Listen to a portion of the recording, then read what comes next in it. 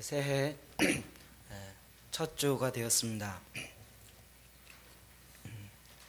하나님께서 지난 우리 송구영신 예배 때 하나님 우리 가운데 주신 말씀 또 마음이 있습니다. 내가 보라 내가 새 일을 행하리니, 주님이 우리 안에서 새 일을 행하시겠다고 말씀하셨습니다. 우리 다시 한번 그렇게 인사할까요? 하나님이 새 일을 시작하셨습니다. 당신 안에 하나님이 새 일을 시작하셨습니다.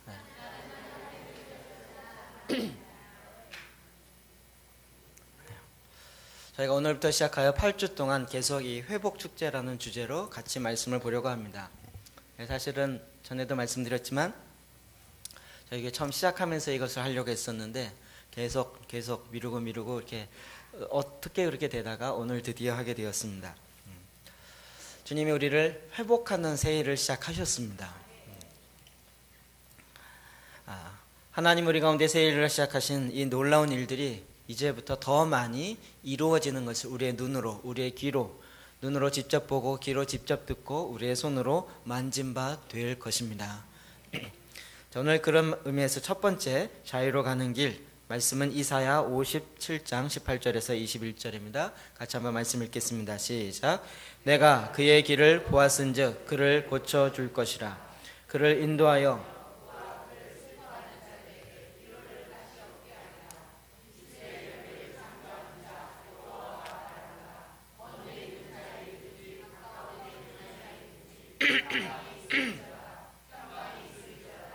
내가 그를 고치리라 하셨느니라. 그러나 악인은 평온함을 얻지 못하고 그 물이 진흙과 더러운 것을 늘 솟구쳐내는 요동하는 바다와 같으리라. 내 하나님의 말씀에 악인에게는 평강이 없다 하셨느니라. 아멘.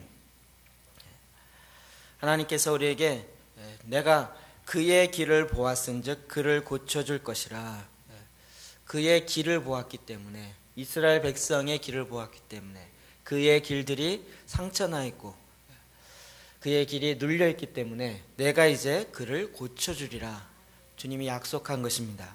주님은 하나님의 백성들을 바라보고 계십니다. 특별히 하나님이 지으신 하나님의 형상, 저와 여러분을 직접적으로 계속적으로 집중하여 바라보고 계십니다. 우리가 가고 있는 그 길이 어떤 길인지를 바라보시고 상처난 것은 다시 고쳐주십니다. 치료해 주십니다. 우리가 혼란 가운데 어디로 가야 할지 모를 때 하나님 우리를 인도하십니다. 내가 어떻게 할 수 있는 능력이 없는 그런 무기력 가운데 빠져 있을 때 하나님께서 내 안에 새 일을 행하셔서 나를 변화하도록 도우시는 것입니다. 아무도 내 문제에 대해서, 내가 심각하게 갖고 있는 문제를 이해하지 못하고 있을 때 하나님께서는 아시고 나를 위로하십니다. 또 내가 불안과 근심과 걱정 이런 것에 빠져 있을 때 하나님께서 우리에게 평안을 불어넣으십니다. 왜냐하면 우리가 그와 같은 어려운 가운데 너무나도 많이 빠져 있기 때문에 그렇습니다. 요즘 이런 것을 심리학이 나오면서 심리학적 용어로 많이 설명합니다. 전에는 그냥 빠졌다, 굉장히 병들었다 이렇게 얘기하는데 요즘은 대부분 중독이다 이렇게 표현합니다. 제가 중독 그러면서 그냥 머릿속에 스쳐가는 단어들만 연결해 보았습니다. 수십 가지가 나오더라고요. 뭐 쉽게 얘기하면 우리가 중독 그러면 제일 많이 생각하는 거 뭐죠?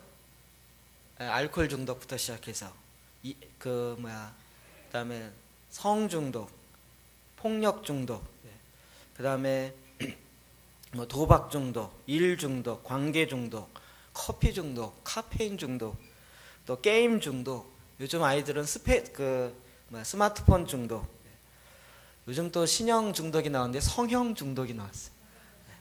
계속 하지 않으면 뭔가 불안해요. 30몇 번 한 사람 봤어요. 흡연 중독, 마약 중독, 또 쇼핑 중독, 음식 중독, 인터넷 중독, 심지어는 탄수화물 중독이 있어요. 탄산수 중독. 제가 콜라에 밥 먹는 사람 봤어요. 그건 너무 맛있다 그러는데 전 이게 동의가 안 되더라고요. 뿐만 아니라 약 중독이요, 주사 중독이요. 그래서 약 먹는 것에 이렇게 요즘 또 이것을 기이한 일이라 그래서 텔레비전에 나와서 오히려 그 선전하고 이야기하는 그런 프로만, 이 세상에 기인들이 있다, 그래서 그런 것들을 오히려 방영하는 그런 시대가 되었어요. 사실 이 모든 것이 무엇을 얘기하고 있습니까? 우리가 우리의 이 땅에서의 삶을 살아갈 때 그렇게 어려운 가운데 빠질 수밖에 없는, 상처 날 수밖에 없는 그런 상황에 있다는 것을 하나님도 너무나 잘 알고 계신다는 것입니다. 우리는 이와 같은 삶이 살아가는 것이, 이 땅에 사는 것이 그렇게 쉽지가 않습니다. 힘들다 보니까 그 힘듦으로 인해서 자기 자신에게 상처가 되어지고 혹은 다른 사람에게도 상처가 되어집니다. 상처는 결코 자기 혼자 되는 법이 없습니다. 자기에게 있으면 상대방에게도 있는 것입니다. 자기가 받았다고 하면 나도 상대방에게 그만큼 주는 것이죠. 그렇기 때문에 우리는 이제 이런 것으로부터 회복이 필요합니다. 어떻게 하면 이것이 회복될 수 있을까? 이 세상에 그 어떤 사람도 완벽한 사람은 주님이 오시기 전까지는 없습니다. 저와 여러분이 모두 다 완벽하게 살아갈 수 있는 건 아닙니다. 이런 것들이 이제 회복되어지는 과정에 보면 중독의 종류는 너무나도 많지만 그러나 과정은 거의 똑같습니다. 오늘 이런 과정들을 8가지 단계로 해서 오늘부터 시작해서 계속 같은 주제로 계속 말씀을 보려고 합니다. 주님이 이제 이런 일에 하나님께서 내가 새 일을 행하였다라고 말했던 것입니다. 이 말씀이 너무나도 좋아요. 송구영신 때 저한테 우리 공동체에 주신 말씀이요. 보라 내가 새 일을 행하리니. 이미 우리 안에 새 일을 행하셨습니다. 제가 그 다른 분들에게 송년 새해 인사할 때 다 이걸로 했어요. 옛날 같았으면 새해 복 많이 받으세요. 뭐 하나님의 은혜가 넘치길 바랍니다. 이랬는데 요즘은 그렇게 안 하고요. 제가 보기에도 굉장히 도전적인 것 같아요. 하나님이 새 일을 행하셨습니다. 목사님의 삶 가운데 이미 새 일을 시작하셨습니다. 대부분 단문이 아멘 이렇게 와요. 감사합니다 이렇게 오지 않고 아멘 이렇게 와요. 너무 셌는지. 정말 하나님이 우리 안에 새 일을 시작하셨습니다. 광야의 길을 내시고 사막의 강을 내시는 이와 같은 일을 주님이 시작하신 것입니다. 그럼 이와 같은 우리가 이 중독에 빠지고 이와 같은 삶의 어려운 가운데 빠지는 이유가 무엇인가? 많은 사람이 이렇게 깊이 있게 잠자길 원해요. 숙면을 취하기 원하는데 그러지 못하고 불면증에 빠져요. 왜 그럴까요? 대부분 자기가 잘못인 줄 알면서도 계속 그것을 해요. 또 그 유혹에 계속 빠져요. 나는 이제 좀 이기적으로 나만을 위해 살지 말고 다른 사람을 위하면서 이타적으로 좀 살아봐야겠다 라고 하는데 여전히 나의 삶은 자기 나만을 위해 살고 있어요. 내가 이제는 좀 통제하지 아니하고 정말 그 자유함을 갖고 자발적으로 살아가고 싶다라고 하지만 그러나 이 통제가 잘 안 돼요. 그럼 이 모든 것의 원인이 무엇일까요? 원인 규명을 제대로 해야 거기에 대한 바른 답이 나옵니다. 여기에 성경은 너무나도 정확하고 간단하게 대답합니다. 이 모든 원인의 핵심은 바로 죄악입니다. 이 죄악이라는 것을 죄성이라고 이야기하는데 그것은 죄를 짓는 성향이 우리 안에 있다는 거예요. 우리 안에 내 성품 안에 우리의 삶 가운데 죄로 향하는 그런 우리의 성품이 있다는 것입니다. 그런 말미암아 그 죄를 향하여서 우리가 죄악 가운데 놔두고 그 아픈 상처를 그냥 놔두기 때문에 그 상처가 시간이 지나면 해결될 거라고 하는데 시간이 지나도 해결되는 것이 아니라 더 곪고 더 썩고 더 힘들게 만드는 그런 일들을 너무 많이 보는 것입니다. 결과가 좋지 않다는 걸 알면서도 잘못된 방법으로 계속 나가고 있습니다. 그래서 잠언 14장 12절에 이렇게 말하고 있습니다. 읽어볼까요? 시작. 어떤 사람 길은 사람이 보기에 바르나. 아멘. 자기가 생각하기엔 이것이 바르다고 생각해요. 이래야 된다고 생각해요. 이 세상이 너무 고난스럽고 너무 힘들기 때문에 이 힘든 생각을 멈춰야 된다는. 그러니까 멈출 수 있는 방법은 뭐예요? 술을 마시는. 그럼 너무 힘든 생각이 많이 들으니까 생각을 멈추면 나는 이 고통으로부터 해결될 수 있을 거라고 생각해요. 그래서 어떻게 해요? 생각을 멈추는 쪽으로 가요. 근데 자기는 생각이 멈춰지지 않으니까 알코올을 통해서 생각을 멈추는 곳으로 가려고 해요. 이것이 자기가 보기에는 생각이 멈추면 고난이 끝이다라고 생각하지만 고난은 끝이 아니고 여전히 있는데 단지 내 필름이 끊기는 거에 불과해요. 인간이 보기에는 그것이 굉장히 바른 것 같지만 필경은 사망의 길인 것입니다. 이것이 나에게 도움이 되는 것 같지만 그러나 그쪽으로 자꾸 죄의 성향으로 계속 빠져갈 때 결국은 오히려 더 사망의 길로 더 깊이 늪과 같이 빠져 들어가는 것입니다. 우리 안에 이 죄성이 있습니다. 죄를 향하는 그 마음이 있습니다. 여러분, 이 마음은 주님이 오시기 전까지는 사라지지 않습니다. 여러분, 내가 죄성이 하나도 없이 나는 오직 거룩과 영광과 정결함만 쫓아간다. 나는 그렇게 이제 완전히 성화되었다. 이게 될까요? 되는 듯한 얼굴 표정으로 주님이 오시기 전까지 이게 안 됩니다. 우리가 죽는 순간에 이 죄성이 끝나는 것이지 죽기 직전까지도 이것이 안 되어집니다. 그럼 이 죄의 유혹, 죄성이 우리 안에 계속 일어나는 것에 대해서 성경이 정확하게 말하고 있습니다.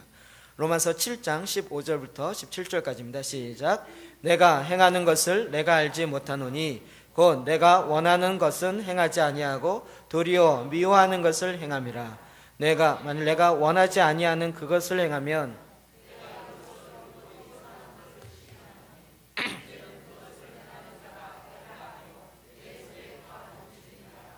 아멘. 사도 바울이 고백했던 내용입니다. 저는 이 로마서 7장 보면서 이것이 내가 이해가 되어지면서 얼마나 공감이 되고 얼마나 마음이 나 같은 고민을 하는 사람이 있구나. 이게 또 성경에 있다는 것이 너무 큰 위로가 됐었어요. 뭐라 그래요? 내가 원하지 아니하는 것을 해요. 내가 원하는 것은 행하지 않고 원하지 않는 것을 하고 있어요. 그게 나아요. 이럴 때 굉장히 괴롭잖아요. 내가 정말 해야지 그러는데 결국은 한마디도 안 해요. 내가 하지 말아야지 했는데 그건 또 툭 나와. 희한해요. 집에 가면 늘 후회하고 나는 왜 이럴까? 제가 이 말을 적게 하는 이유 자꾸 말씀드렸죠? 말에 실수가 많은 거예요. 내가 이런 말 하지 말아야지 그런데 꼭 형한테 막 쏴대요. 그리고 나중에 내가 또 왜 그랬을까?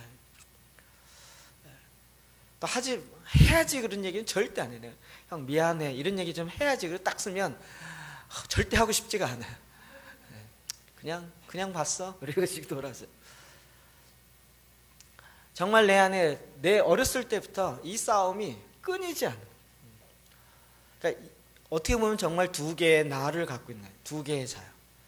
하고 싶은 것은 절대 하지 않는 나.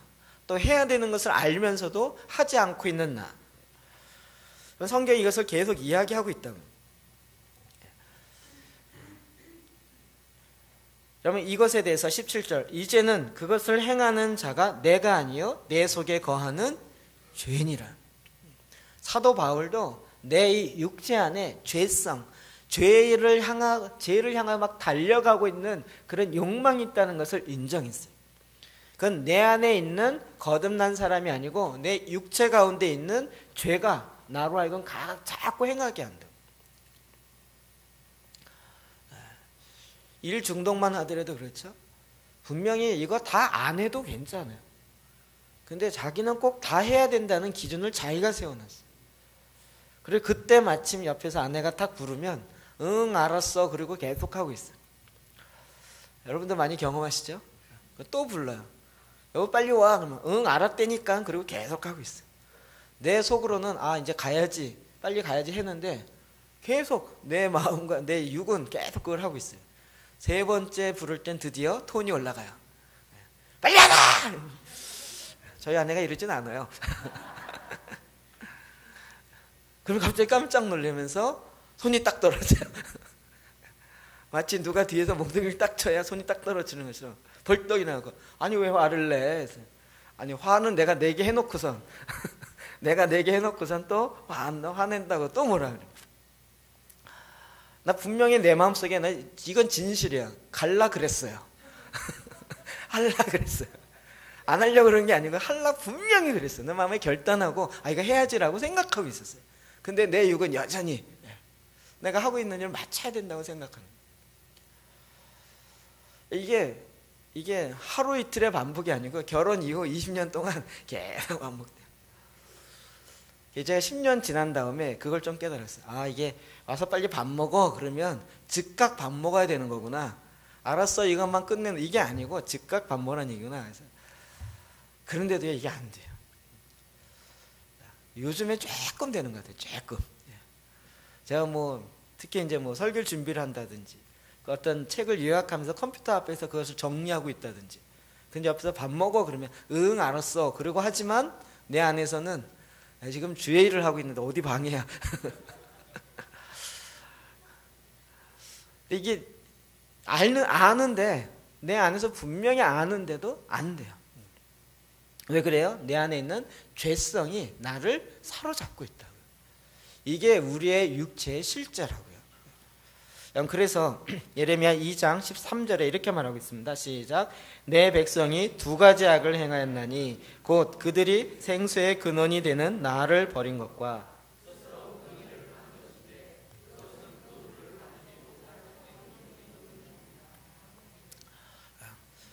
내가 사실은 이 죄를 내가 통제할 수 있을 거라고 생각해요. 죄의 문제는 인간이 해결할 수 없으면서도 불구하고 내가 할 수 있다고 생각해요. 그래서 하나님이 할 수 있다는 것을 버리고 하나님을 버리고 내가 통제할 수 있다라고 택해요. 이것이 바로 생수의 근원되는 하나님을 버린 거예요. 내가 할 수 있다는 거예요. 내가 할 수 있게 놔두라는 거예요. 그러면서 결국은 하나님의 일하심을 내가 차단하는 거예요. 하나님이 얼마든지 도울 수 있고 하나님이 나와 함께 하는데 내 스스로 하나님의 도우심을 차단한 거예요. 그리고 뭔가 내가 싸울 수 있는 웅덩이를 하나 팠는데 이건 내가 분명히 채울 수 있다고 생각하는 거예요. 그런데 어떻게 해요? 밑이 빠져 있어요. 아무리 부어도 그것이 채워지지가 않아요. 붓는 것보다 빠지는 게 훨씬 많아요. 우리가 이제 보통 결혼하고 나면 이게 굉장히 이해가 되죠. 아내가 나에게 요만큼만 해주면 내가 이거 할 수 있을 것 같은 거예요. 나를 요만큼만 인정하면 인정 욕구가 끊임없이 가요. 모든 사람이 다 그렇잖아요. 남편이 나를 요만큼만 사랑해줘, 말을 요만큼만 해주면 내가 안 돼. 근데요 그 웅덩이가 밑이 터졌다니까요. 인정을 해주면 너무 고마워서 그걸 하는 게 아니고요. 내가 원래 그렇지 그러면서 스스로 교만함으로 가요. 그러면서 더 큰 인정을 요구하고 더 큰 사랑을 요구해요. 그래서 더 채워달라고 그러는 거예요. 이거 나 차면 된다는 거예요. 근데 그게 평생 찰 일이 없어요. 왜요? 아무리 부어줘도 밑이 빠진 웅덩이이기 때문에. 그럼 이것이 하나님의 백성, 이스라엘 백성들이 하나님 앞에 범한 죄. 저와 여러분이 이 죄악으로 말미암아 결국은 그 웅덩이 밑이 빠져 있기 때문에 내 속이 비어 있고 그 빈 것을 뭔가 채워야 된다라는 욕망 때문에 자꾸 아까 얘기했던 중독으로 채우는 거예요. 사실 이렇게 요즘 전철을 타고 이렇게 보면 전부 다 이렇게 스마트폰 보고 이어폰 끼고 정말 중요한 거 하는 것 같아요. 옛날에 저도 이렇게 이렇게 이어폰 끼고 다니면 저는 영어 공부하나 보다. 우리는 그렇게 봤어요. 근데 요즘 보면 다 연속극 보고 있고 광고 보고 있고 근데 거기에 완전히 몰입해가지고요. 집중하고 이거 안 보고 있으면 마치 세상에 큰일 날 것처럼 자기가 세상에 도태되는 것처럼 계속 보고 있어요. 그렇게 두세 시간이 가도요 전혀 그 집중력은 또 끝나지도 않아요. 얼마나 집중을 잘하는지요. 그 전철 흔들린 사이에서도요 그거 보면서 막 듣고 안 들리면 귀 막아가면서 들어가면서 우리가 스스로 나는 이거가 되면 나는 문제가 해결될 수 있다고 자기가 기준을 파놨어요. 만들어놨어요. 근데 그것이 채워지지가 않는다고요. 그럼 이것이 왜 그렇습니까? 성경의 이 부분에 한 가지 정확한 답을 창세기에 우리에게 주고 있습니다. 3장 5절인데요. 같이 읽어봅시다. 시작.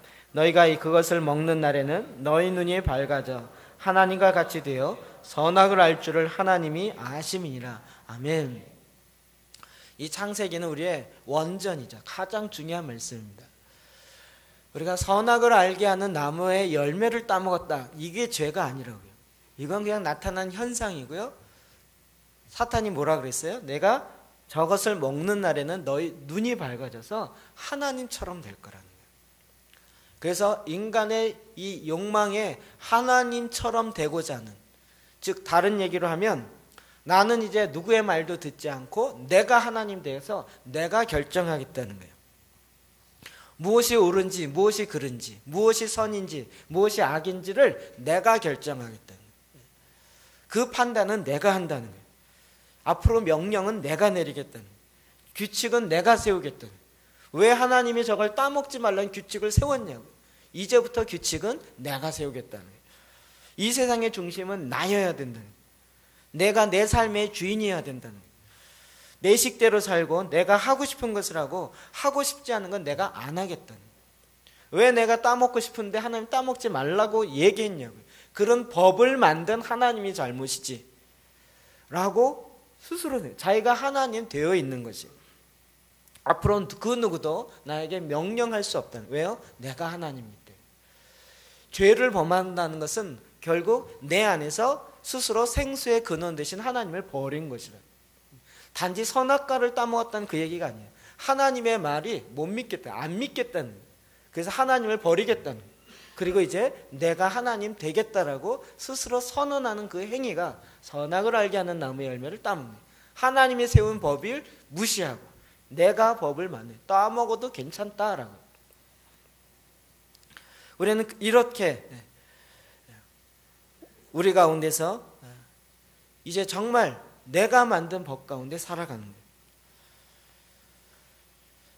그럼 이것이 결국 하나님 되고자 하는 욕망이 내 삶의 지배 욕구로 다가와요. 인간의 한계를 내가 극복해 보겠다는 거예요. 내 문제를 내가 해결해 보겠다는 거예요. 우리 가정의 문제를 내가 한번 다시 회복해 보겠다는 거예요. 근데 인간의 방법은 그것이 회복이 되어질 수 없어요. 내가 한번 이 문제를 다스려서 내가 다스려갖고 해결해 보겠다. 내가 통치해서 다스려갖고 이 문제를 해결해 보겠다는 거예요. 근데 여태까지 그렇게 해서 문제가 더 악화되었지 해결되어진 것이 없다고요. 주님은 에덴 동산에서 하나님과 함께 살기를 원하셨어요.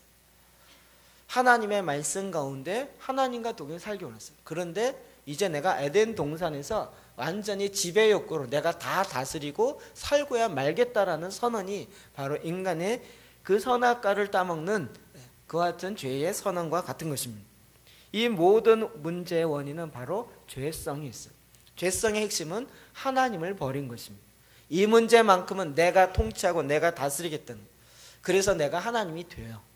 전에는 하나님이 늘 나와 함께 계셨고 늘 계셨기 때문에 하나님의 말을 듣고 그 말에 따라서 이제 내가 행하고 지키고 이런 것이 있었는데, 이제 하나님을 버리고 내가 하나님 됐으니까 이제부터 내가 하나님 흉내를 내야 되는, 그러면서 하나님 흉내내는 결과들이 많이 나타납니다. 하나님을 흉내내면서 어떤 일을 하냐면 자기 이미지를 통제하려고, 나는 이런 존재야 라고 통제하는 거예요. 그래서 사람들이 나를 어떻게 바라보는지도 통제해야 돼요. 그러려니까 나는 늘 한쪽 면만 보여야 돼요. 나는 착한 사람이야. 나는 늘 착한 사람만 보여야 돼요. 근데 아까 얘기했지만 인간이 착한 면만 있습니까? 죄성이 있죠. 근데 그게 보여지면 안 돼요. 그러니까 가면을 써야 돼요. 그러니까 착한 사람인 것처럼 흉내내야 돼요. 어떨 땐 집에서 막 폭력이 있는데도 빡 나오면 싹 가면 쓰고 나는 착한 사람이어야 돼요. 이것이 심한 사람일수록 종교적 성향이 많아요. 정말 놀라운 통계는요, 목회자 사모님 중에서 집에서 맞는 구타당하는 경우가 많아요. 목사님에게. 이 목사님이 교회에서 성도들에게 못하니까 집에서는 자기 마음대로 해요. 그래서 당신의 정신 건강은 어느 정도니까 목회자를 대상으로 설문조사에 나온 그 목회자 대상의 충격적인 고백이 책 한 권으로 나왔어요. 사모님, 목사님 거의 이 정신 분열에 가까운 그런 증서가 뭐 미국 교회 통계인데 70 몇 프로예요. 그냥 설교는 이렇게 멋있게 하는 것 같은데 집에서는 정말 폭력이 있고요. 말도 안 되는 일이 있어요. 저는 안 맞아요. 저 조금 맞아요. 제가 잘못해서 맞죠. 농담입니다. 요즘은 또 그것이 딱 바뀌어져서 아예 나쁜 사람 컴플렉스가 있어요. 자기는 악한 사람, 나쁜 사람. 그 나쁜 사람을 멋있게 보는 이 사회적 문화를 적용해갖고요. 나는 주장이 강하고 내 주장을 위해서는 나쁜 사람처럼 상관없이 나는 이런 사람이다 라는 이미지를 딱 만들어요. 그리고 자기 안에 연약함과 부족함이 있는데 이런 것을 드러내면 안 되기 때문에 자꾸 포장해요. 그래서 나는 전능한 하나님이다 이런 것처럼 나는 늘 내 주장은 옳은 하나님이다 라는 것을 흉내내야 되는 거예요. 진짜 모습을 보지 않아요. 직면하지 않아요. 자기의 진짜 모습을 보면 큰일 나기 때문에요. 그건 나중에 감추다 보니까 자기도 자기의 진짜 모습을 몰라요. 이것이 바로 두려움으로부터 오는 것에 창세기 3장 10절 말씀 봅시다. 시작. 이르되 내가 동산에서 하나님의 소리를 듣고 아멘. 내가 하나님과 함께 있을 때는 하나님이 두렵지 않았어요. 하나님과 대화하고 하나님과 함께 동산을 거니며 하나님의 하라고 하는 말씀, 동물의 모든 동식물의 이름을 지으라는 것 다 짓고 그렇게 하나님과 교제하면서 이건 너무 큰 기쁨이 즐거움이었어요. 그런데 내 마음에 하나님을 버리기로 작정하고 그리고 하나님을 피하여서 숨었어요. 그때 하나님의 소리가 들릴 때 벗었으므로 두려워하는 거예요. 하나님을 떠난 인간의 가장 큰 심정은 두려움이 있어요. 전에는 내가 하나님과 같이 모든 걸 통제해야 된다고 생각했어요. 이 통제의 가장 큰 핵심은 뭐냐면 자기가 다른 사람을 자기가 원하는 대로 자꾸 조종하려는 생각이에요. 부모가 자녀를, 또 자녀가 부모를. 이게 통제로 하느냐 사랑으로 하느냐는 굉장히 큰 차이예요. 유교의 교육 방법은 늘 통제의 방법이 있어요.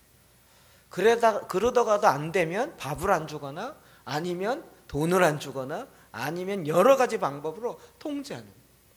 통제를 통해서 내가 너를 도와주리라는 거예요. 근데 그게 그 안에 정말 기쁨으로 순종의 마음이 들어갑니까? 여러분 어렸을 때 이렇게 내복만 입고 쫓겨난 적 있으세요? 하도 말 안 들어갖고 너 같은 건 집에서 나가. 그랬더니 옷을 벗겼구나. 그러면 가지도 못하고 대문 앞에 이렇게 서가지고 벌벌 떨면서 엄마 안 그렇게 해도 제 모습을 보는 것 같죠? 정말 그 안에 죄에 대한 뉘우침과 이게 아니고 두려웠어요. 무서웠어요. 그리고 순종에 들어가는데 속 한 구석에는 자기의 상처난 마음을 그냥 갖고 있는 거예요. 내가 나중에 힘 생기면 봐라. 내가 나중에 스스로 돈을 벌 수 있다면 그때 보자. 그리고 순종하는 척하지만 그 안에 순종이 길러지는 것이 아니라 그 상처가 여전히 남아있는 거예요. 자기가 혼을 나더라도 왜 혼나는지 몰라요. 그러다 보니 부모가 자녀를 조종하려고 그러고요. 자녀가 부모를 조종해요. 저도 엄한 아버지 밑에 살아보니까 늘 순종하는 건 당연한 거였어요. 근데 나중에 이제 대학을 가서 이렇게 친구하고 이야기하고 수련회 문제가 왔는데요. 특히 자매들은 수련회 3박 4일 5박 6일 가기 힘들잖아요. 그런 것 때문에 이제 기도하고 부모가 허가가 닿도록 기도하고 그러는데 정말 쉽지 않겠다 기도하는데 뚝 하는 얘기야. 야, 니네 엄마 아직도 길 안 들었어? 이러는 거예요. 깜짝 놀라요. 길들 일 아직도 안 했냐는 거예요. 요즘 제가 있을 때도 그런 얘기가 됐어요. 요즘 자녀들은 더 하죠. 아예 대놓고 이야기합니다. 부모 길들이기를 자녀가 한다니까요. 얘네들이 모르는 것 같죠? 아니요. 다 살아남는 방법이 있어요. 다 자기 나름 방법이 있어요. 내가 이럴 때 엄마가 딱 꺾어진다. 엄마의 가장 아킬레스가 없는 모다를 알아요.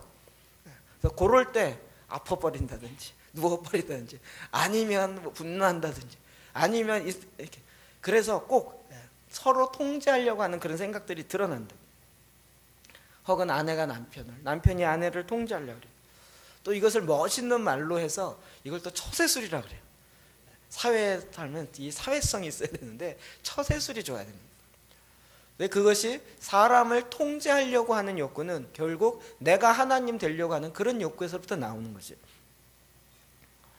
심지어는 나쁜 통제력도 있지만 좋게 이야기하는 통제력도 있어요. 칭찬을 갖고 통제하려고.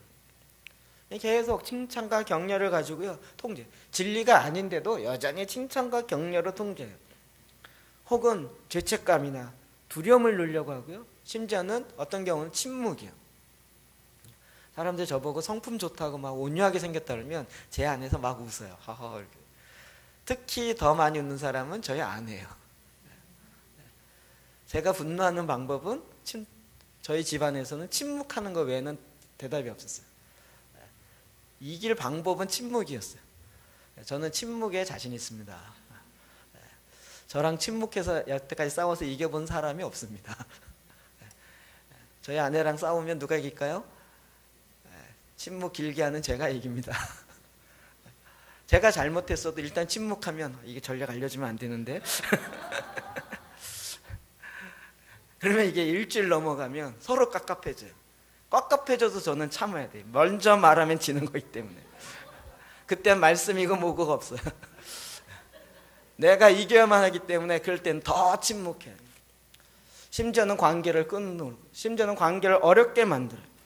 화를 가지고 통제하려고요. 하여튼 다양한 방법을 갖고 서로 왜요? 내가 하나님이어야 돼요. 내가 하나님 되기로 결단한 거예요. 또 다른 것은 뭐냐면 어떠한 문제를 내가 통제할 수 있다라고 스스로 믿고 스스로 자꾸 선포해요. 난 할 수 있어. 난 잘할 수 있어. 이건 문제가 아니야. 나 얼마든지 할 수 있어요. 나는 사는 사람의 도움 없이도 스스로 해결할 수 있어요. 이렇게 자꾸 이야기하지만 실제적으로는 점점 악화되는 거예요. 근데 그 악화되는 것을 인정하지 않아요. 왜? 그 인정하면 너무나도 힘들기 때문에. 자기로서는 답이 없다고 생각하기 때문에. 저희 아버님이 저희 가게 사업하신 음식점을 하시셨었는데 그게 어려워지니까요. 희한하게요. 야, 요즘 가게가 안 돼서 좀 힘들다. 이런 얘기 절대 안 해요. 거꾸로 야, 괜찮아. 앞으로 잘 될 거야. 목소리가 더 커지세요. 잘 될 때는 야, 힘들다 이런 얘기 했었는데 안 되니까 희한하게 목소리가 더 커져요. 잘 될 거야. 걱정하지 마. 오늘 안 되는데 내일은 더 잘 될 거야. 잘 될 수 있는 근거는 아무것도 없어요. 나중에 봤더니요. 복권을 하루에 5장씩 해서 복권만 모은 게 이만큼이더라고요. 제가 복권만 그때 500원짜리 주택복권만 있을 텐데요. 그것만 모은 걸 계산해 보니까 한 100만 원 이상 되게 생겼어요. 이 문제를 해결할 수 있는 방법은 장사가 잘 돼야 되는데 이게 안 되니까 주방장 자르고 조부원 자르고 이제 아버지랑 어머니 두 분이 하세요. 그리고 제가 들어가면 제가 이제 설렁탕 배달하고 이러면서 그래도 안 되니까요.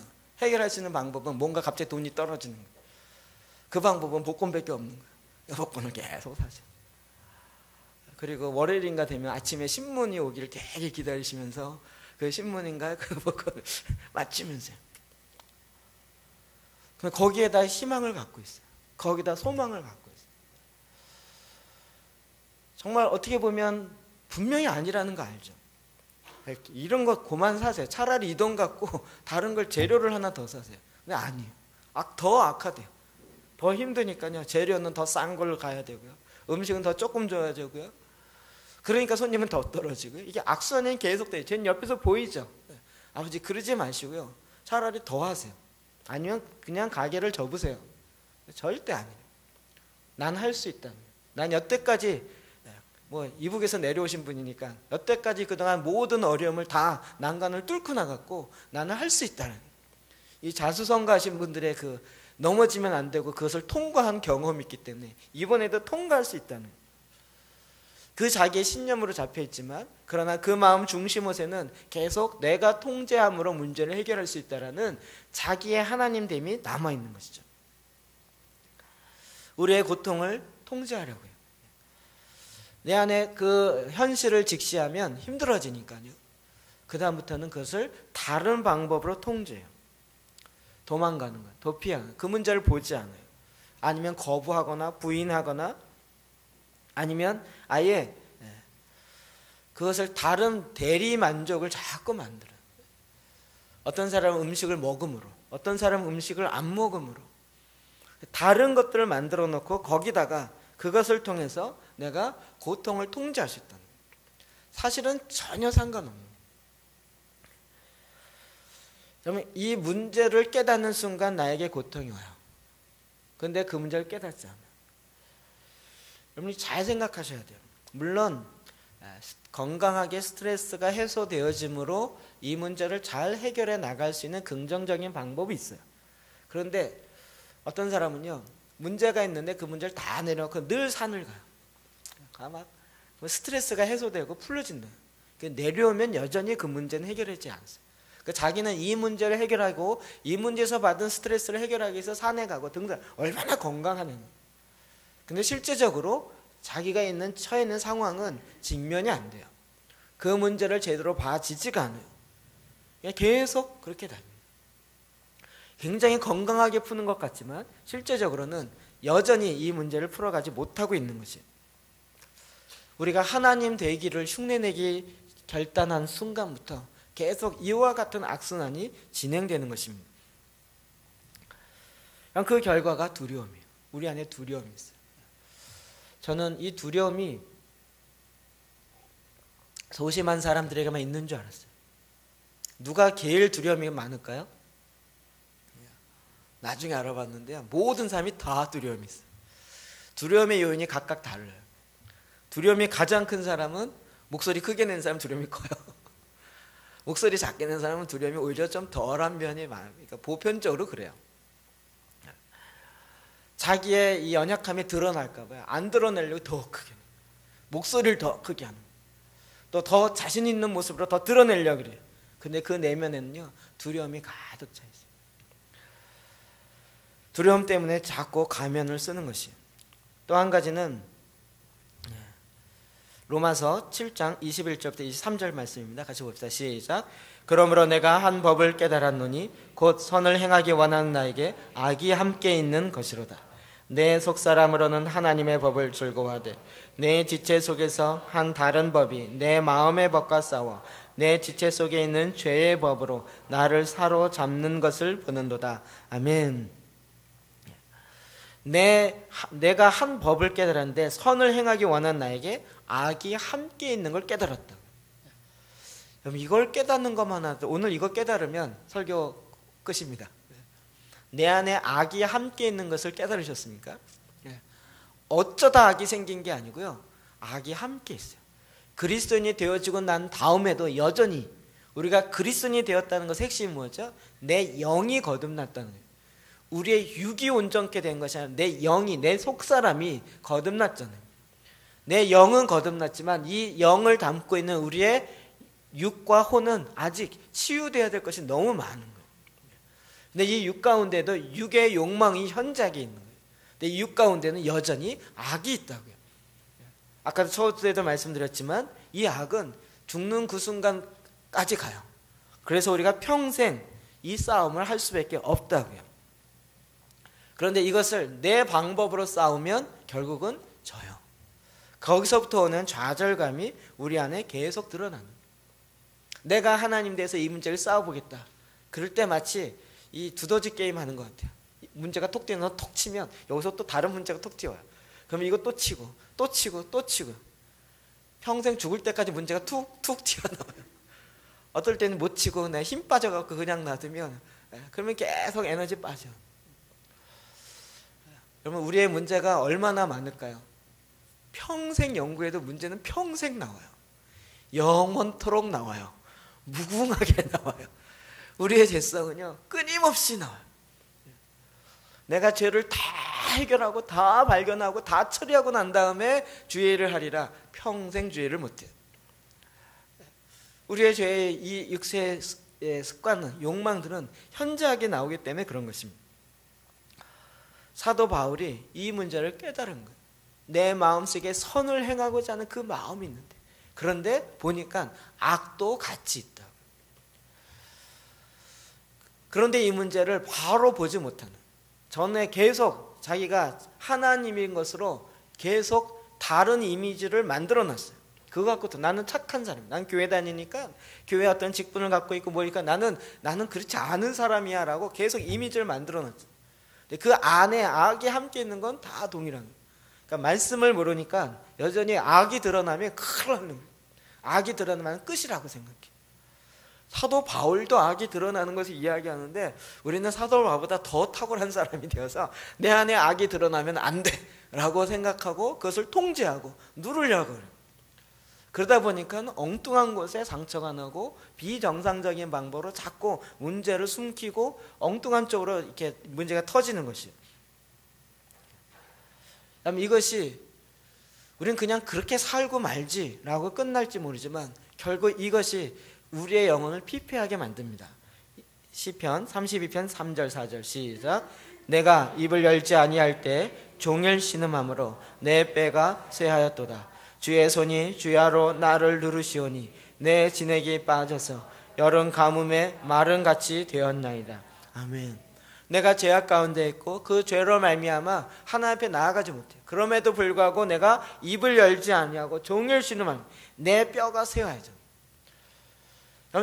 정말 이 상처난 그대로 계속 가면요, 시간이 해결해 준다, 그 말 성경에 없어요. 시간이 해결되지 않습니다. 시간이 지나면 문제만 꼬이지, 그리고 정말 문제의 핵심이 뭔지 모르게 되어지고 다른 문제 엎어지고 더해서 문제만 더 커지지 실제로 시간이 지나면 해결되는 게 아니라고요. 우리가 종일 신음함으로 내 뼈가 쇠하냐, 어느 정도냐면 그 죄악으로 말미암아 주의 손이 주야로 나를 누르니 내 진액이 빠져서 여름 가뭄에 마른같이 되었나이다. 얼마나 빠졌냐, 여름 가뭄에 완전 바짝 마른 것 같아요. 사람이요, 이게 진액이 빠지면 몇 킬로까지 주는지 아시죠? 전 그렇게 빠지는지 몰랐어요. 안 먹고 이렇게 빠지는 게 이 혈액에서요, 뼈에서 진액이 빠져요. 그래서 희한하게 여러분도 빠지면요 20kg도 안 돼요. 30kg예요. 저희 어머니도 나중에 이제 연세 많으시고 이렇게 돌아가실 때 되니까요 쭉 빠지는데요 신체가 줄어들어요. 키가 정말 줄어들더라고요. 그러면서 근육도 빠지고 뼈 근육도 왜 이렇게 가늘어지는지요, 빠져요. 진짜로 빠져요. 그래서 쏙 빠지더라고요. 그렇게 우리가 이 죄악을 내가 계속 갖고 있고 입을 열지 않을 때 진액이 빠진다. 그런 상태로 문제를 해결하려니까 이게 해결이 안 돼요. 더 피곤하게 되는 거예요. 더 힘들게 되는 거예요. 힘드니까 이 문제를 감당할 능력이 안 돼요. 그러니까 계속 쉬어야 되겠다. 쉬어야 되겠다는 다른 얘기는 도망가고 싶다. 이제 내 문제가 다 들통날 그런 상황이 됐다. 그러니 나는 이제 도망가고 싶다. 나를 전혀 모르는 그런 곳에 가고 싶다. 그래서 새로 시작해보겠다. 그럼 그게 새로 시작이 될까요? 거기서 들통나는 데는 또 며칠 안 걸려요. 또 모르는 데 가겠다. 그러면 또 들통나는 건 쉽지가 않아요. 이번에는 가면 쓰는데 실패했으니까 이번에 다른 쪽에 가서 다른 가면을 쓰겠다. 이런 식으로 자꾸 대안을 세우는 거예요. 잠언 28장 13절 말씀 봅시다. 시작. 자기의 죄를 숨기는 자는 형통하지 못하나 죄를 자복하고 버리는 자는 불쌍히 여김을 받으리라. 아멘. 이 죄의 문제와 관련되어서는 하나님 앞에 자복하는 것 외에는 다른 방법이 없어요. 죄 문제를 해결할 수 있는 이 세상에 그 어떠한 프로그램도 없어요. 이 죄는 하나님을 버린 것이기 때문에 그 하나님 앞에 다시 나아가는 것 외에는 그 문제를 해결할 수 있는 방법이 없다. 이것이 하나님의 말씀, 성경이 우리에게 주시는 말씀입니다. 자기의 죄를 숨기는 자는 형통하지 못하나. 자기의 죄를 숨기는 자는 형통하지 못하나. 여러분, 죄가 드러나면 내 인격이 다 드러나게 되고, 그러면 나는 이제 사람들로 하여금 도저히 인정받지 못하고 또 존경받지 못하고 이럴 것이다라고 스스로 만들어 놓은 규칙 가운데 살아가요. 또 그것에 일조했던 것이 이 유교적인 기독교의 영향이에요. 죄가 드러나는 것을 자꾸 오히려 더 정죄하고 더 율법적으로 만들어요. 생명력이 없는데도 불구하고 계속 그것을 강요하고 있어요. 그러나 그 죄를 자복하는 자, 그리고 버리는 자는 하나님으로부터 불쌍히 여김을 받는 것입니다.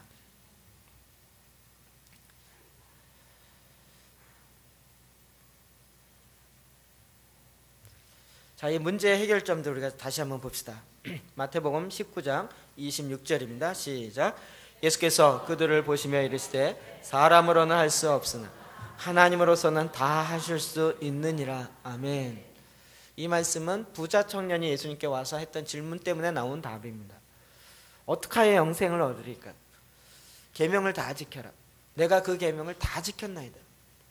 그러나 너에게 한 가지 부족한 것이 있는데 너의 재산을 팔아서 가난한 사람이 주고 너는 나를 쫓으라.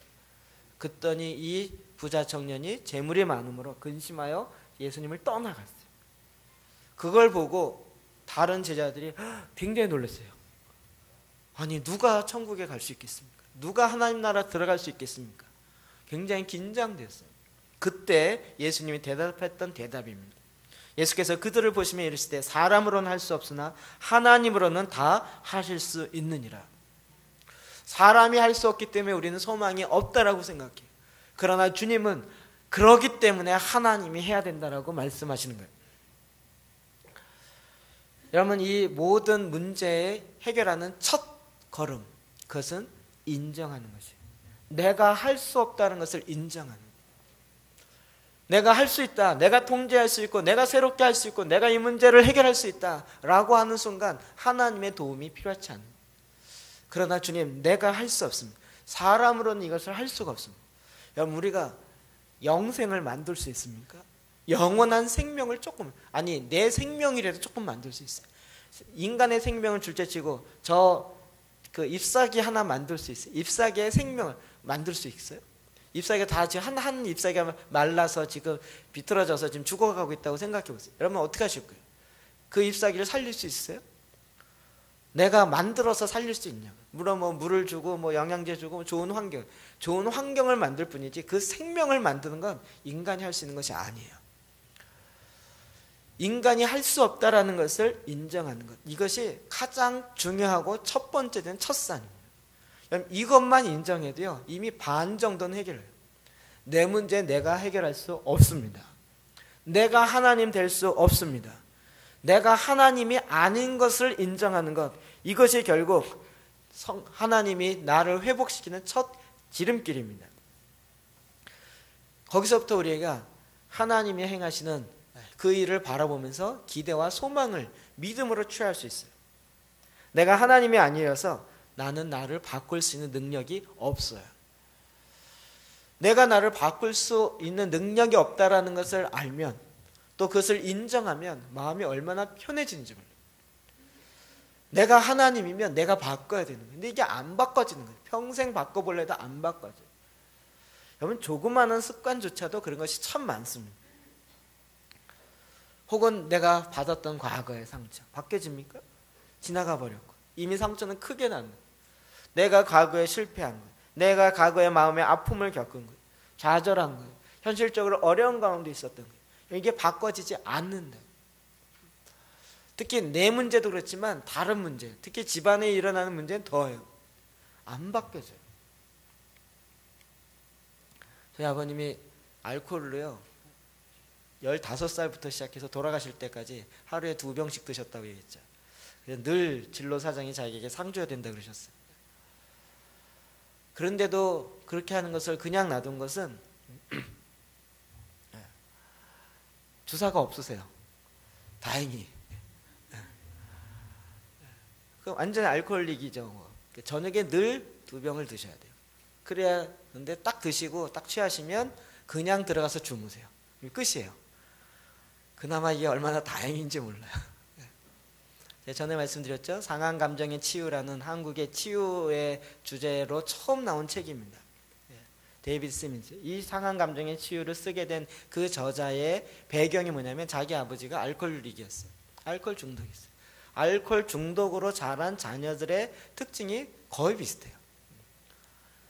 아버지가 원칙에 따라 사는 것이 아니라 본인의 이게 알코올 이후에 분위기에 따라 확 달라지는 거예요. 그러니까 거기에 내 절대적 이 진리의 기준이 없어지고요.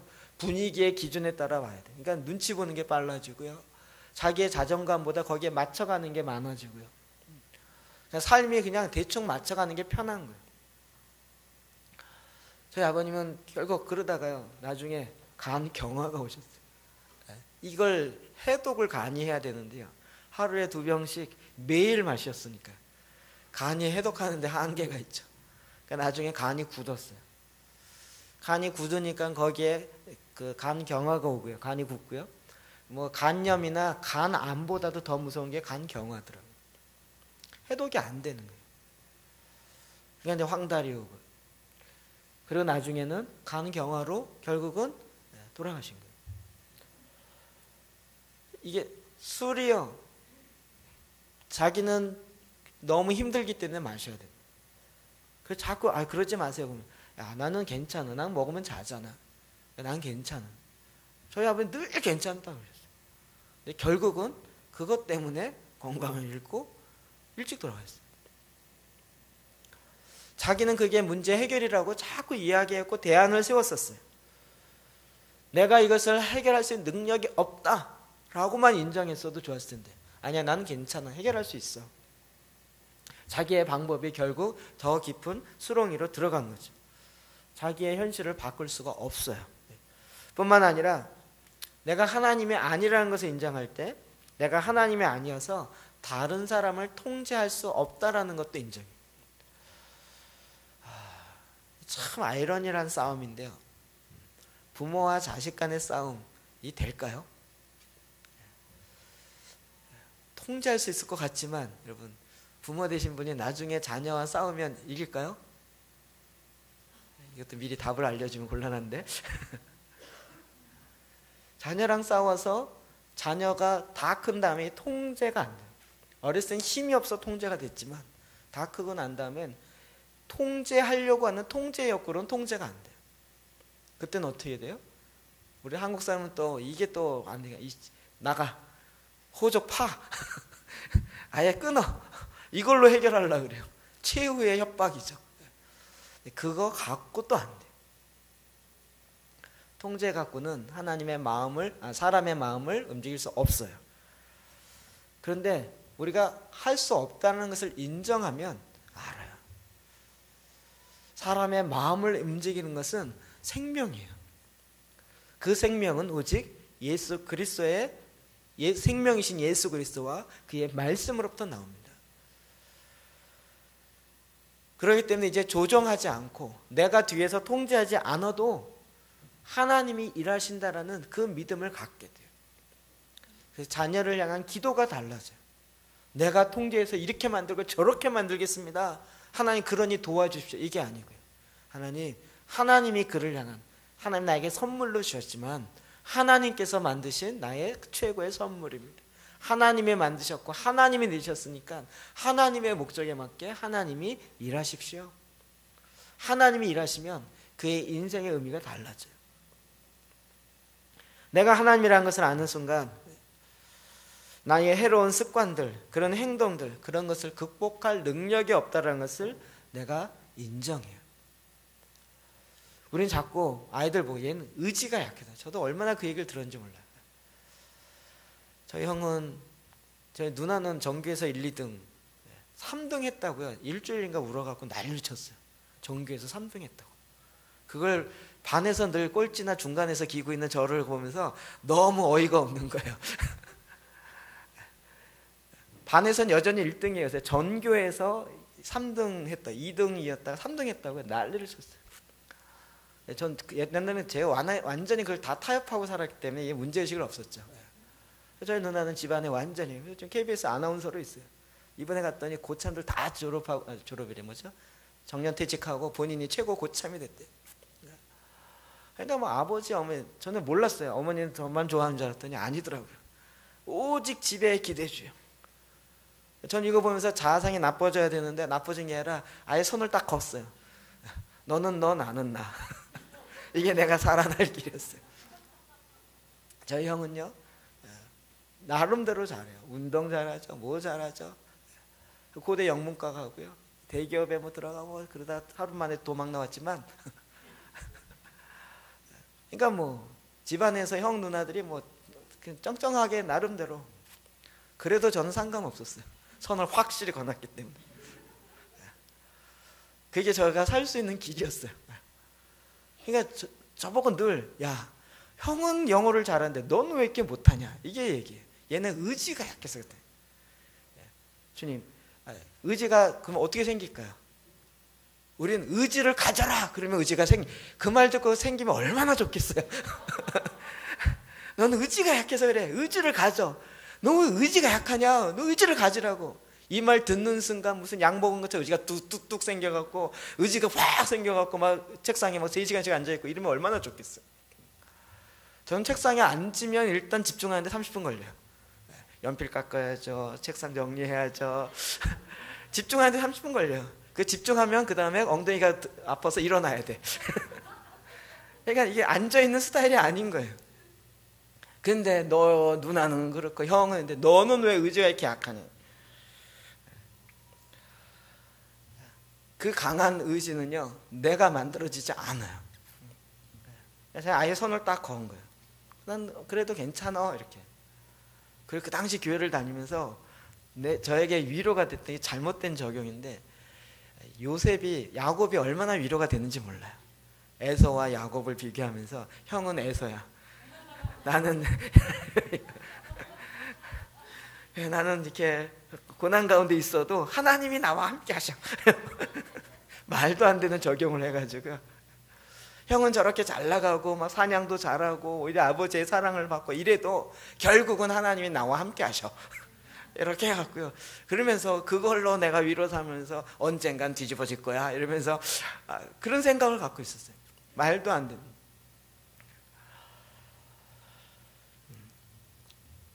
내가 내 문제를 해결할 수 없고 나의 습관을 내가 할 수 없다는 것을 인정하는 거죠.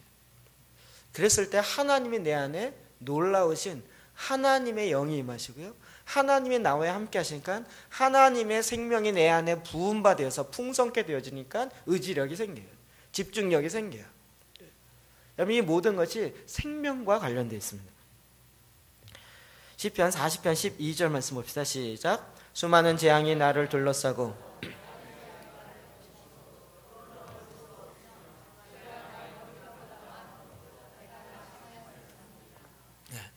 우리의 죄악이 너무 많아서 낙심해요. 제가 이것을 어렸을 때 정말 너무나도 안타까운 게 이런 것을 율법적으로 배웠어요. 율법적으로. 죄악이 내 안에 많았을 때 이 죄악을 가지고 은혜 안으로 들어가야 된다. 이것이 은혜로 들어갔어야 되는데 은혜로 들어간 것이 아니라 죄악이 많으니까 이걸 감춰야 된대. 이게 드러나면 안 돼요. 교회 가면 늘 착한 학생, 교회 열심히 있는 학생이고요. 교회 일에 열심히니까 믿음 좋은 학생으로 등식이 성립되는 거예요. 그러니까 나는 믿음 좋은 학생이어야만 하는 거예요. 집에서는 늘 얘는 의지가 약하고 제대로 하는 게 없고 그런데 저는 교회만 가면 인정받는. 제가 어디로 갈까요? 그래서 교회에서 살아요. 교회에서 살다 보니까 막 집사님들이 왜 이렇게 열심히냐고 막 칭찬하니까 집에서는 칭찬을 제대로 못 들어보는데 교회에서 들으니까 이게 너무 기쁜 거예요. 교회를 더 가요. 시간만 나면 교회를 더 가요. 평일도 교회 갔더니 기도하러 왔냐고. 사실 기도가 아니고 칭찬받고 싶어서 집에서 못 받는 거 여기는 하니까요. 그래서 왔는데 이걸 또 잠깐 또 기도하니까 기도한다 그래갖고 그러니까 또 눈을 못 뜨겠어요. 기도가 뭔지도 모르고 있는데 기도하는 척 해야 되는 거예요. 그런데 말씀을 읽으니까 내 안에 죄가 더 드러나요. 죄가 더 알아요. 이걸 어떻게 해결해야 되는지를 몰라요. 그래 이걸 내가 내 강한 의지로 이 죄악을 문제를 딛고 일어나서 드디어 하나님이 기뻐하시는 선한 일을 행해야 된다. 이렇게 율법적인 생각으로 계속 가진 거예요.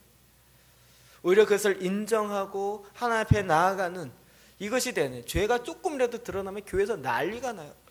교회 생리 잘 하시잖아요. 누가 이렇대 그러면 소문이 짜자자자장 그러면 완전히 죽음이에요.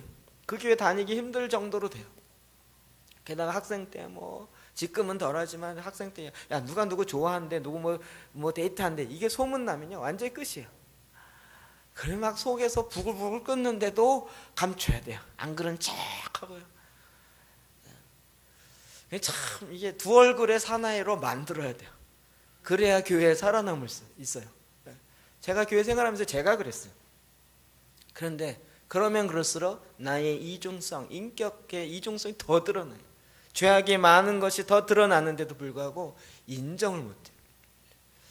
그것을 인정함으로 이 죄의 문제가 해결되어진 것이 무엇인지 모릅니다. 마태복음 6장 24절 말씀 보겠습니다. 시작. 한 사람이 두 주인을 섬기지 못할 것이니 혹 이를 미워하고 저를 사랑하거나 혹 이를 중히 여기고 저를 경히 여김이라. 너희가 하나님과 재물을 겸하여 섬기지 못하느니라. 아멘. 하나님과 재물, 돈을 사랑하는 것 두 가지를 동시에 하지 못할 뿐만 아니라 동시에 못하는 것이 하나님의 나라와 나의 나라를 두 가지를 다 동시에 못 세워요. 우리는 착각하기를 내가 주님을 위해서 열심히 일하면 하나님이 내 나라를 보존하리라, 이런 생각을 자꾸 가져요. 내 나라는 그래도 하나님의 나라 구덩이에 하나님 나라 비슷하게 나도 포장해 놨기 때문에 주님의 나라랑 비슷하다라고 생각해요. 그리고 내가 나의 성을 쌓고요, 거기다 좋은 표를 붙여요. 하나님의 영광을 위하여, 주님을 위하여라고 붙여요. 그래 놓고서 하나님, 내가 주님을 위해서 돈을 많이 벌려고 합니다. 그러니 주님이 축복하셔서 돈을 많이 벌어서 이것으로 헌금을 하고 좋은 일 많이 하겠습니다. 현재는 하나도 안 해요. 옆에 굶어 죽어가고 있는데도 현재는 하나도 안 하고 나중에 돈이 많이 벌면, 얼마나 버는지 기준도 없어요. 일단 많이 벌면 그때 주님께 하겠습니다라는. 결국 자기의 나라와 하나님의 나라를 겸하여 섬길 수 없어요. 근데 우리는 자꾸 여기에 타협해요. 함께 섬길 수 있다라고 생각해요. 인정하는 것, 나의 죄성을 바로 보고 인정하는 것, 이것이 첫 번째 열쇠입니다. 그것이 인정하려면 우리가 마음의 겸손함이 필요합니다. 잠언 29장 23절입니다. 시작. 사람이 교만하면 낮아지게 되겠고 사람이 교만하면 낮아지게 됩니다. 마음이 겸손하면 영예를 얻으니. 겸손하다는 것은 또 이게 유교적 겸손은 가짜 겸손이잖아요. 아유, 내가 뭐 할 수 있는 게 없어서 일단 자기를 부족한 걸 다 내가 덕이 부족해서 그렇다고요. 뭐든지 다 자기 탓하면서 거짓되어진 겸손으로 성경에서 얘기하는 겸손의 진정한 의미를 놓쳐버려요. 성경에서 얘기하는 겸손은 내가 하나님이 아니라는 거예요. 쉽게 얘기하면 내가 하나님이 아닙니다. 그래서 내가 모든 것을 창조할 수 없고 통제할 수 없고 내가 변화시킬 수 없습니다 라는 것을 인정하는 거예요. 그렇게 인정할 때 하나님께서 내 안에 드디어 일하시기 시작하는 것입니다. 이 인정하는 것이 굉장히 어렵습니다. 왜냐하면 이건 죄의 성품에 없기 때문에 그렇습니다. 그러나 우리가 주의 말씀이 진리인 줄 알았어요. 주님, 나는 하나님이 아닙니다. 그리고 나에게는 문제가 있습니다. 죄성이 내 안에 있고 그로 말미암은 문제가 나에게 있습니다. 나는 부족합니다. 내가 죄인인 것을 나도 압니다. 그러므로 내가 상처가 내 안에 있습니다라고 인정하는 순간부터 문제가 풀어지는 첫 번째 열쇠가 되는 것입니다. 야고보서 4장 6절입니다. 시작.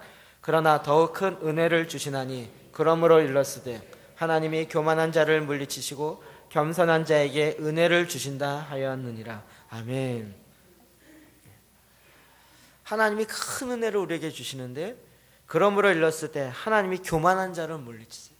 하나님 없이 내가 다 하겠습니다. 내가 하나님 흉내내면서 여전히 내가 잘하는 것을 보이겠습니다라고 하는 거예요. 그러나 하나님 그것을 물리치시고 겸손한 자에게 은혜를 주십니다. 그것은 지금도 마찬가지입니다. 겸손함이란 무엇입니까? 하나님, 내가 부족합니다. 내가 죄인입니다. 나는 도움이 필요합니다. 내가 나 자신을 바꿀 수 없습니다. 그동안 내가 바꿀 수 있다라고 생각하고 내 스스로 가져왔던 인간적인 방법들을 이제 내가 포기합니다. 나는 하나님이 아닙니다. 우리는 평강이 내 안에 없으면서도 우리는 스스로 평안하다 이야기해요. 여러분 아까 이사야 57장에 보면 20절에 이렇게 얘기해요. 19절에 입술의 열매를 창조하는 자 여호와가 말하노라. 먼데 있는 자에게든 가까운 데 있는 자에게든 평강이 있을지어다. 평강이 있을지어다. 내가 그를 고치리라. 주님이 평강이 있을지어다. 주님이 고치겠다라고 말씀하세요. 그러나 악인은 평온함을 얻지 못하고 그 물이 진흙과 더러운 것을 늘 솟구쳐서 요동하는 바다와 같아요. 썰물 밀물 왔다 갔다 치는 바다와 같아요. 내 하나님의 말씀에 악인에게는 평강이 없다 하셨느니라. 악인이란 죄를 범한다는 것보다 하나님을 마음에 두기 싫어요. 내가 여전히 하나님 노릇해야 되는 거예요. 하나님 흉내를 내야 되는 거예요. 하나님 없이 살아가는 것을 성경은 악인이에요. 의인이란 하나님과 함께 살아가는 거예요. 그래서 내가 죄인인 줄 알았어요. 뿐만 아니라 내가 이제는 하나님이 아니라는 것을 인정해요. 너무 당연한 얘기 아닙니까? 내가 하나님이 아니에요. 하나님과 같이 되어줄 수 없어요. 내 방법으로는 되어지는 것이 아니라 하나님의 영이 내 안에 임함으로 하나님의 영과 내가 온전히 내 육체를 쳐서 복종함으로 하나님이 내 안에 일하시는 것을 우리는 나타낼 수 있어요. 그런 하나님의 방법이 아니고는 내가 나를 하나님으로 만들어질 수 없어요. 그래서 내 안에 하나님이 거하지 아니하면 평강이 없는 것이에요. 악인에게는 평강이 없네요. 그러나 하나님 앞에 나오고 자기의 연약함과 자기의 교만함을 내려놓고 하나님 앞에 하나님 내가 하나님이 아닙니다. 내가 나 자신을 바꿀 수 없습니다. 변화시킬 수 없습니다. 주님이 내게 임하십시오 라고 주님께 내 문을 여는 순간부터 주님이 드디어 일하시기 시작하는 것입니다. 여러분 이것이 어려운 것 아닙니다. 인정하는 것입니다. 내가 성경에 있는 대로 주님 내 안에 죄가 함께 있습니다. 죄가 함께 있습니다. 내 육 안에는 죄가 함께 있습니다. 하나님께서 우리 가운데 부활에 이를 때 우리의 육까지도 바꾸시겠다 했어요. 썩어질 육체도 부활체로 바꾸시겠다 그랬어요. 이제 죄의 습관, 죄의 욕망으로 가득 차 있는 이 육이 아니라 정말 영원히 거하고 영원토록 하나님을 기뻐하는 그와 같은 육체로 우리를 부활체로 바꾸시겠다 그랬어요. 저는 그것을 소망해요. 죽는 것을 소망하는 것이 아니라 그렇게 됩니다. 얼마나 좋겠어요. 내가 이 사람을 사랑해야지 사랑이 쫙 돼요. 용서해야지 용서가 팍 돼요. 말해야지 말이 쫙 되고요. 말 안 해야지 말이 쫙 안 돼요. 얼마나 좋아요. 여러분 별로 원하지 않으세요? 주님을 찬양하면 찬양이 쫙 되고요. 막 용서해야지 용서가 쫙 되고요. 하나님의 영광으로 하면 영광이 쫙 되고요. 혼자 계속 기뻐하는 것 같은데 그 자유함이 일어나요. 주님으로 가득 주님과 함께 가는 거예요. 이제 우리가 이것을 인정하는 것입니다. 내가 하나님이 아니라는 사실을 우리가 인정합니다. 잘못을 저지르는 죄의 성향을 내가 극복할 수 없다라는 것을 인정해요. 내가 내 스스로 통제할 수 없다라는 것을 인정해요. 그렇게 하나님께 겸손함과 하나님 앞에 나아가는 자를 주님이 드디어 주님의 방법으로 회복하게 하신 것입니다.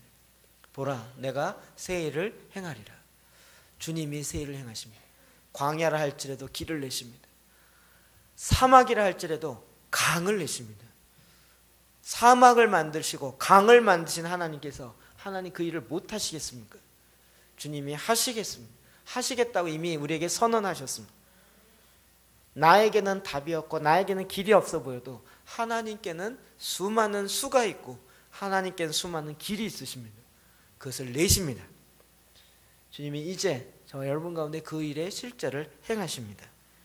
우리가 주님께 내어드리며 주님이 내 안에 하나님 이제 내가 하나님 되는 것을 내려놓습니다. 포기합니다. 하나님이 하나님 되셔서 내 안에 중심에 임하십시오. 내가 나를 바꿀 수 없다는 것을 인정합니다. 통제를 통해서 되지 않는다는 것을 인정합니다. 조정해서 되지 않는다는 걸 인정합니다. 주님, 그러니 주님의 생명으로 진리로 내 안에 내 마음 가운데 주님이 임하셔서 나를 주님의 방법으로 이끄시옵소서라고 주님께 내어드릴 때 그때부터 새로운 역사의 시작이 일어나는 것입니다. 자유로 가는 첫걸음은 인정하는 것입니다. 우리 시간 주님 앞에 인정하며 우리가 하나님이 아닌 것과 죄인인 것과 그 죄로 말미암아 내가 바꿀 수 없다는 것을 인정하며 주님께 내어드리며 같이 기도합시다. 우리 하나님께 나아가 같이 기도하시겠습니다.